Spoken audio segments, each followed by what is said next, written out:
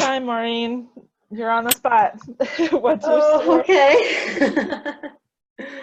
Well, you keep me right, Shannon. Oh, go ahead and start with a little bit of your background. How'd you get into swimming, marathon swimming? Well, marathon swimming in general. I was brought up swimming outdoors. My grandfather was actually a long distance swimmer here in Ireland and won several of the races. So it's kind of in our family blood. And my mum used to take me swimming when we walked the dogs. We used to get in and swim in the sea with the dogs. So I've always done it, and I just love it. And getting into marathon swimming that was a childhood dream. I watched an Esther Williams movie, Dangerous When Wet, if anybody knows Esther Williams. And I saw her going for the channel, and I said to my mum, I was about 10 at the time, and I said, I'm going to do that one day. And it took me another 30 years. But I did it for my 40th. I did the English Channel, and and I just love it. Like you guys. I love exploring, and I love the longer distances. But I'm not big into competition at all. I was a lifeguard and a lifesaver, and I did a little bit of competition swimming as a kid and really didn't enjoy competition. So I sort of freeze when I get on blocks. Yeah. I appreciate that. I think it took for me finding wild swimming to realize that the anxieties and things I had around the pool, like that I could let those go and actually just love swimming. But it took me till I was like 35 something. Yeah, and you probably find when you compete, if you do competition 10Ks or other races, you actually compete quite well in those. I know I do, but I'm shockingly bad in swim meets. Yeah, yeah. Yeah, tell me a little bit about just like maybe like the feeling of finishing a marathon swim. How was that for you? For me, we'll go to the English Channel. That was just pure joy, I have to say. I was really lucky. I started early in the morning and got to swim right throughout the day. So I had the sun on my back the whole day, and I had read not to look forward because you don't really see France getting closer to you. So I kept looking behind me at the cliffs of Dover getting smaller and smaller. And then finally one of the crews shouted at me and says, would you look forward? You're nearly there. You can see the beach. So I looked and I saw the beach and I was like, wow, I'm almost there. And the immediate thought was, oh, people have been half a mile away and still haven't made it. So it's not over yet. And then they started their countdown. They said that 1,600 meters, it's 1,200 meters. And I thought to myself, well, if everything goes wrong, I know I can kick 1,200 meters. So I am finishing this swim. And I swam in, and I told myself as I was coming in, as soon as my hand touches sand, I'm going to stand up and walk because I'm fed up swimming. So that's what I did. And the moment I touched the sand, I just turned, and my support swimmer is a photographer, so he'd come in behind me, and I just turned to him and I went, I've just swum the English Channel. And he was like, yes. And he went, click, get out. He made me get out. And then I just danced on the beach. I literally was waving my arms in the air and just dancing like a mad thing. And that was the moment I knew how people do a two-way. Up until then, I didn't know how anybody could do a two-way. And suddenly I just went, yeah, I know how you can do a two-way. So it just felt great. Yeah. And then, of course, I fell asleep on the boat on the way back. Had you considered a two-way? Up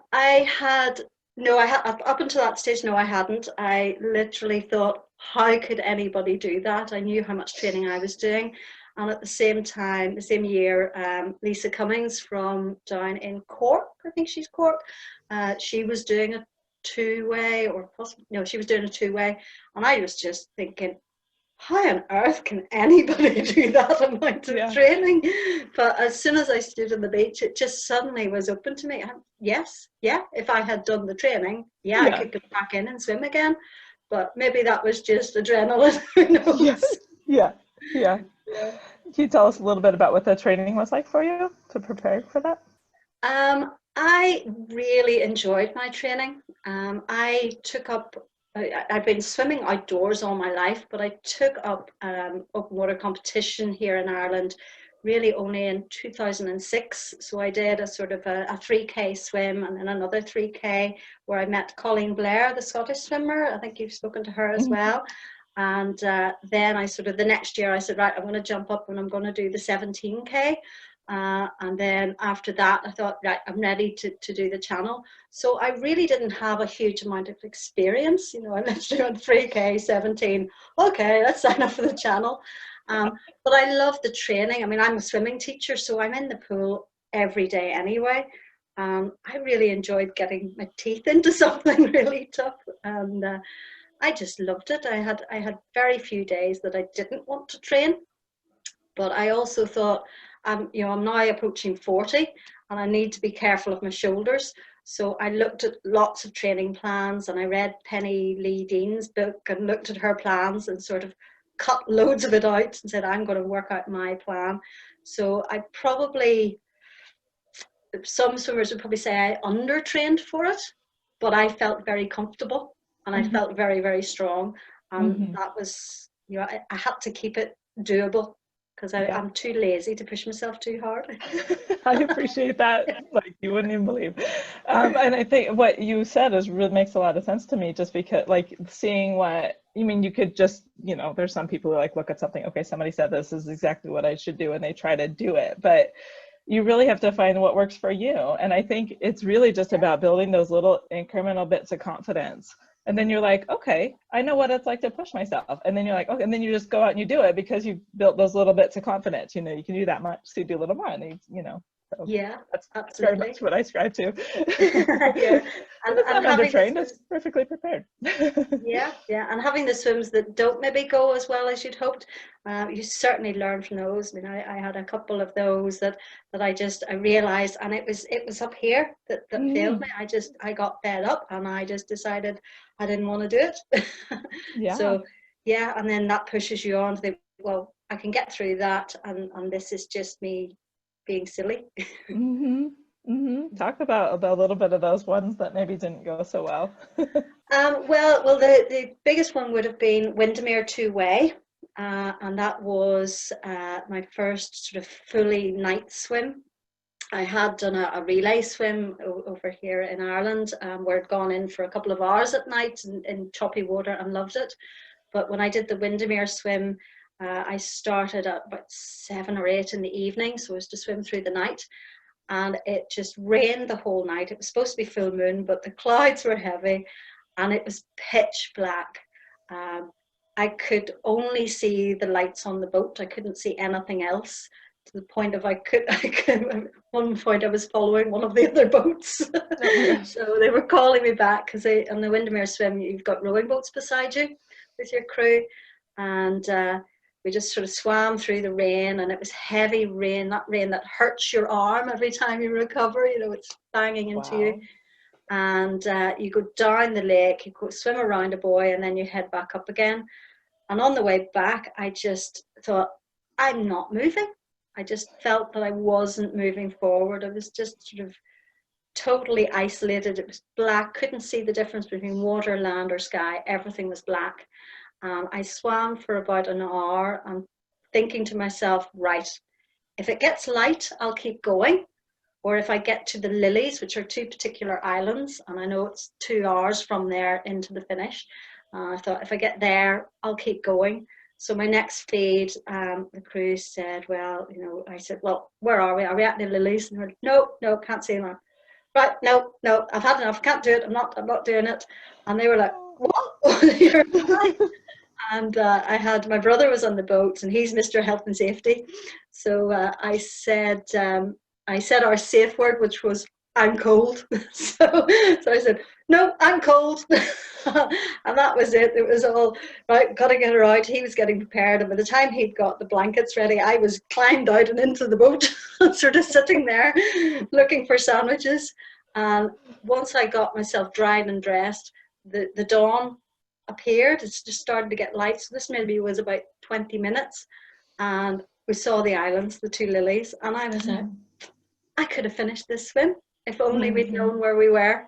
I was tempted to actually get back in again and finish them for myself, and just let the officials know that I had got out. But just thought, no, you know what? I've got a ham sandwich in my hand. I'm fine. But it taught me a lot about myself. Just you've got to push through that point. Yeah. So, it's super valuable having those experiences, I think. Yeah. And that those dark nights, and when you don't feel like you're making progress, it's so hard. So can you tell me about a time you maybe felt that same sensation, but you kind of worked through it? Well, in the English Channel, and it seems to hit me about hour 9 or 10, and I just, no, don't want to do this anymore. Fed up with smiling people looking at me. And they're all giving you thumbs up and saying how great you are, and you're just muttering underneath the water.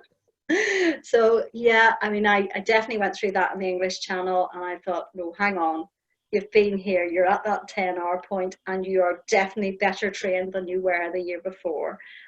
So I just had to grit my teeth, and I did say to myself, whose idea was this anyway? I'm fed up, and I was having a right little strop, and then I suddenly thought to myself, yeah, it was your idea. So you better just keep on with it. And one of the crew on the boat, again, the photographer, he had been videoing at the start. So he had disappeared for about 3 hours, because looking through the camera lens, he had been so sick. So when he came back, he was green. And I kind of thought, he's actually having a worse time than I am. So really, I need to make sure I do this and finish it. Oh man, when you do get that perspective, right? You're like, oh, the people on the boat, they're just sitting there. I'm swimming, like, I'm doing what I like to do. Yeah, exactly. Yeah. So you've written the book on wild swimming in Ireland, but where is your favorite place to swim? So many people ask me that question. I have so many favorites. Okay, you could give us 3. 3, great. Well, let me see. I'll try and dot them around. There are some. Donegal, which is in the north, just has so many amazing beaches. But there's one in particular called Kinnigo, and it's really far north. And it is the deepest, most golden sand you could ever walk through. You sink right up to your ankles in this sand. It is so, so soft. And it's just beautiful. And there's actually 3 separate beaches. So just to go down there and explore and swim around the shore is beautiful, absolutely gorgeous. And then scooting right the way down to the bottom in Cork, Lough is just another magical place. It's a tidal sort of inlet, so it's sort of brackish water, partly sea, and it has lots of wildlife in it. And I think they even monitor for seahorses, because they would breed in there. So it's another gorgeous place. And then from growing up in the mountains, my mum used to take us rock pooling as kids up in the mountains, so we would climb up and we just spend an afternoon swimming in rock pools. So that probably would sort of take me back to childhood as well, just playing in those waterfalls and rock pools in the mountains. Yeah, that's wonderful. Yeah, definitely need to get Ireland on my list. Oh, yeah. The great thing about it is saying in the breakout room there that it's so small that you can do a fabulous tour. And a lot of people have got in touch with me about the book and saying, right, we're using this as our tour book, and they're going around Ireland sort of ticking off all these swims. So it's lovely to hear from people. Yeah. Tell me a little bit about how that book came to be. It was just after my English Channel swim. Paul, the photographer, was with me, and he said, you need to write an article about what you've done, to swim the Channel, like, training for a sports event, and yet you're looking at putting on weight instead of taking it off. So he felt there was a real article in that. So I wrote that, and then he said, you can actually write. So why don't we look at writing a book? I'll do the photographs and you write the pieces.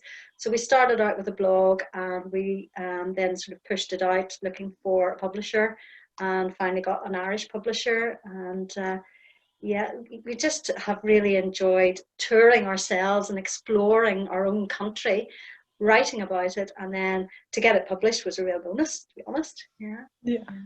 Yeah, you already had, you wanted to do the work anyway, right? So. Yeah, absolutely. I wanted to do this. It's a great excuse just to get in the car, throw a tent in, and just go.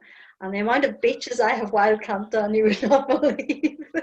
That sounds like a pretty fabulous existence. Yeah, it was really good. Really enjoyed it. Yeah. Talk to me a little bit about the coaching and stuff that you do. Well, coaching's my career. I came through lifeguarding. You know, I did life saving as a child, and then sort of got the usual summer job as a lifeguard, and then kind of stayed and did my teaching. And I would work with all levels of swimmers. So I love actually teaching. I love teaching beginners, kids, adults. I enjoy the coaching, and I've worked up to high level, but I much prefer the teaching side of things. I think there's more to make me think about how I can help people, and working with special needs in particular. I love that because you have to adapt. I know you're a teacher too and a coach, and you really have to think about what will work for that swimmer. So I'm getting more and more excited about it all the time. I also train teachers. I work for Swim Ireland as a tutor, so we train the new teachers as well. But my biggest thing is looking at a swimmer with special needs or with an injury, and sort of working how to get them improved and build on their strengths. Yeah. I know what you're talking about. Like, and that's one of the fascinating things I found too, is when you're working with kids. I guess I've had a lot of kids lessons, a little bit of older age groups, and then I for this, like, trying to get more people marathon swimming is my next tier. But just because I live in a kind of a rural area, I think. But working with people and trying to figure out how to, I guess, empower them. And the water is just, and making them want to come to the water, because the water is just so good for all of us. Right? Yeah. I have one lady, and she's become a really close friend now, who came to me, and she had been a military nurse, and she had been very badly injured in a bomb blast. So she didn't lose any limbs, but her whole body basically was shattered. And she had to relearn how to walk again after months on a bed. And she was told then, as she was learning how to walk, the physio said to her, swimming would be really good rehabilitation. But she couldn't swim at all. So she took some lessons to learn to swim, and then she was put on to me to improve, because she really enjoyed that. She has since medalled at the Invictus Games twice and 3 times competed in the Warrior Games. And she absolutely loves it. She gets the whole spiritual, sort of emotional side of it. And she's an absolute joy to be with. She's so positive, and yet she's been through so much difficulty. And you see her in the water. She swims beautifully now. And then she climbs out of the water, and you can then see that she's had serious injuries, the way she walks. And, she only has a few years probably before she'll, be at least on sticks, if not back in a wheelchair. But she's so positive. She's a wonderful woman to work with. Really is. That's a wonderful story. You mentioned something. You mentioned the spiritual and emotional side. You want to how do you talk to swimmers about that? Well, I sort of break them in very gently. I'm not a particularly spiritual person, don't get me wrong, but I do feel, and I think most of us do. I mean, I know Michelle had said on her talk that she sort of gets to know herself, gets inside herself.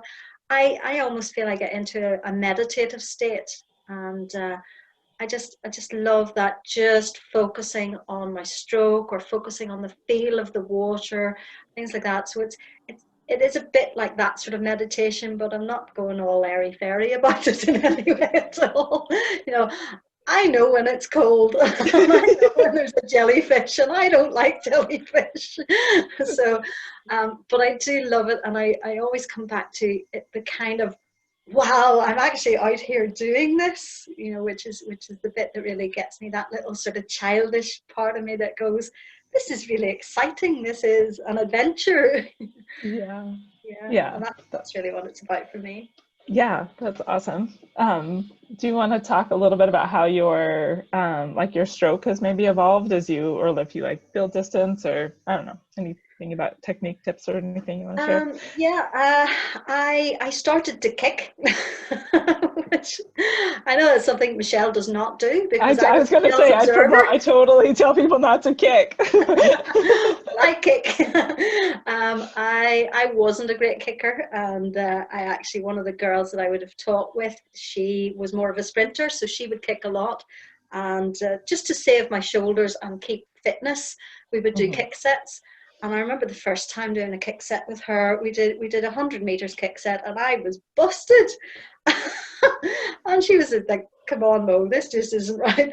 So 2 weeks later, we were doing a K of kicking together up and down the pool, chatting. I couldn't Yeah. believe from that to that. So that really has come into my stroke. I now kick very comfortably, and I feel the benefit. And the reason I developed my kick was because I felt, I'm going for marathon swims. I'm getting older. These shoulders are not trained, the way a teenager is trained.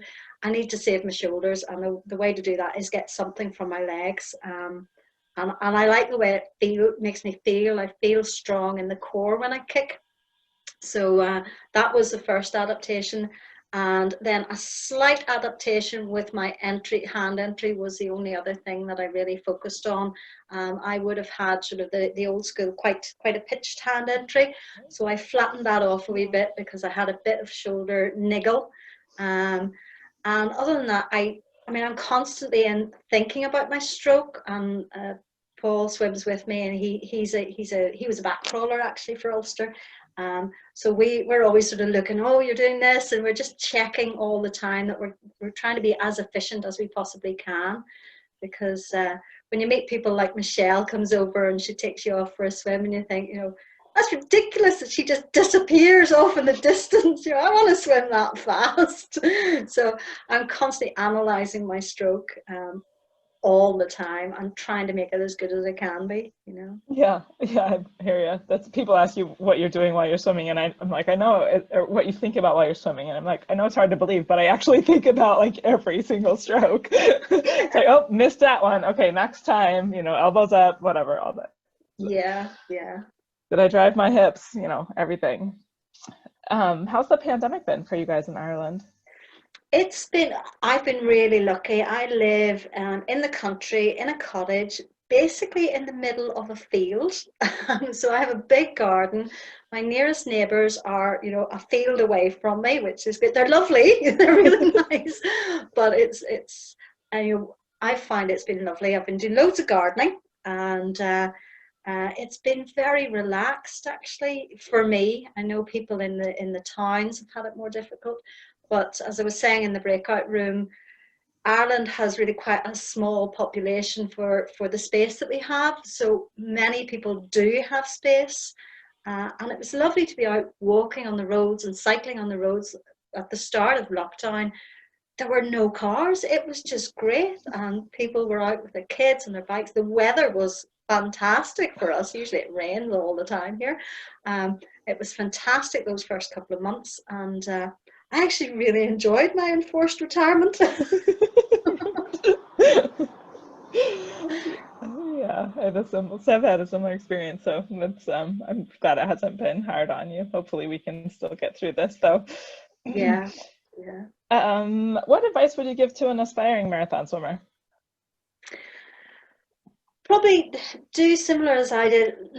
Talk to people, read up about it, and then formulate your own plan. And I think make sure you want to do it really from the heart, because it hurts too much to do it for any other reason. To do it to impress somebody else is not, it's not going to carry you through. But if you're doing it because it's something that you really want to do for yourself, go for it.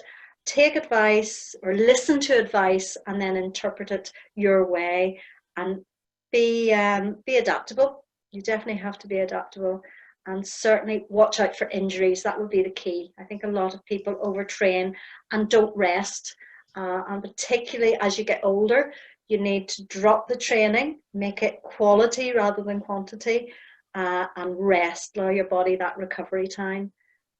I work with sports injuries as well, and that's a key one. Yeah. Recover. Yeah. Oh, I couldn't agree more. You mentioned adaptability. How do you train people to be adaptable? Well, this is one that I actually got from Mike Oram on his website whenever I was researching my channel swim, and he sent me a lot of stuff. And he has this form of training. He calls it TBC training, total body confusion. Graham Schlatter talked about that. I'm sure you've heard it, yeah. So you hit cold water, you hit wavy water, you hit early mornings, you hit late at night, you just blast yourself with different scenarios and get used to it. A pal of mine, Nuala Cochrane in London, she did the channel the year before me, and we had done a relay swim the year prior to that in Lough in Ireland here, and we both had a night swim, and she came out of her night swim and she hated it. Now she was an international swimmer, so quicker than me, definitely. I went in, I loved it. It was dark, it was rainy, it was choppy. At one stage, all the boats were behind me, and I was going, I have no idea what direction. I'm just going to swim until somebody toots a horn or shouts. And I just loved it. I came out of this, and the boat was all over the place. And I just fell down into the cabin on top of poor Nuala. And I just went, that was so much fun. And she was in tears. She hated her swim. So I spent the next hour talking her through, and I said, Nuala, you're trying to fight with the water. Don't fight the water. Just get in there, let it move you about, let it roll you, wait for the wave rather than trying to find it with your hand, wait for it. And she came back to me then after doing her English challenge. She said, I just remembered what you said. And she's told so many other people the same things. So, that's what I mean by adaptability. You've got to change even the speed of your stroke while you're swimming. Mm-hmm. Yeah, well, that's fantastic. Yeah, yep. Yeah, I love that. That's really good advice. Thank you. What marathon swimmer has inspired you? Well, Michelle for a start. I was Michelle's observer for her record-breaking North Channel, and she has such a beautiful stroke. She really does. She's so efficient in the water and so powerful. But I think many marathon swimmers, I mean, I've done observer for quite a few, and everybody's got their own way. I mean, I think you've talked to Jan from Moldova. Have you talked to Jan? I have. No. I'll have to get you in touch with him. Yes. Great. He's not. I think he's now completed the Ocean 7. He's so much fun, and he got out after finishing the North Channel. He got out and he was straight out with a bottle of Moldovan vodka after his swim. And the North Channel is pretty cold. He gets by there. This will get rid of the cold. We were all warm up on the inside, right? At about 3 o'clock in the morning in the boat. But he was smiling, and I was smiling at him and going, "You're doing well," and he was smiling every time he looked across at me. So he was really inspirational. I think the people that seem to enjoy it are the ones that really I sort of have an affinity with. Definitely, yeah. Yeah, and I think if you're like me, as you coach and teach people, those people inspire you and kind of carry you to do more. Yeah, and often it's not the marathon swimmer at all. I don't know if you guys have heard of the film. There's a lovely Scottish film called On a Clear Day. I've heard of it. I don't know if I've seen it, but someone else mentioned it. Fantastic. If you get a chance, find it, get it, watch it. And it's a guy, an older man in Scotland, and he decides he's going to swim the channel. But his inspiration is he's in his local pool, and he sees this kid who has, some sort of learning difficulty, some sort of special needs, and this kid, sort of thrashes away, and he just about gets across the pool, not the length, across the width of the pool. And this guy's been in and he's been training up and down, and he's going to give it all up. And this kid, finishes and he's like, yeah, I did that. And he's so excited, and he's getting all this congratulations from the coach, and he's getting high fives.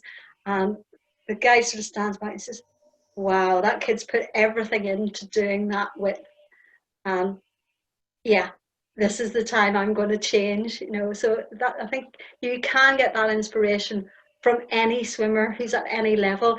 It's not about the achievement, it's about the passion behind it, isn't it? Yeah, absolutely. Yep. Yeah, I talked about that too in her interview. I love it. Oh my goodness.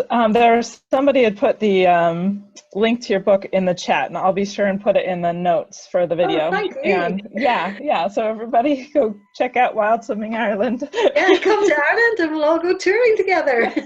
Sounds fantastic. Thank you so much for your time today, Maureen. It's lovely to hear your story. Thank you. It's been great chatting to everybody. Yeah. All right. Take care, everyone. We'll see you on Thursday. Bye. Bye. Thanks, Maureen. Bye, everyone. Bye. Bye.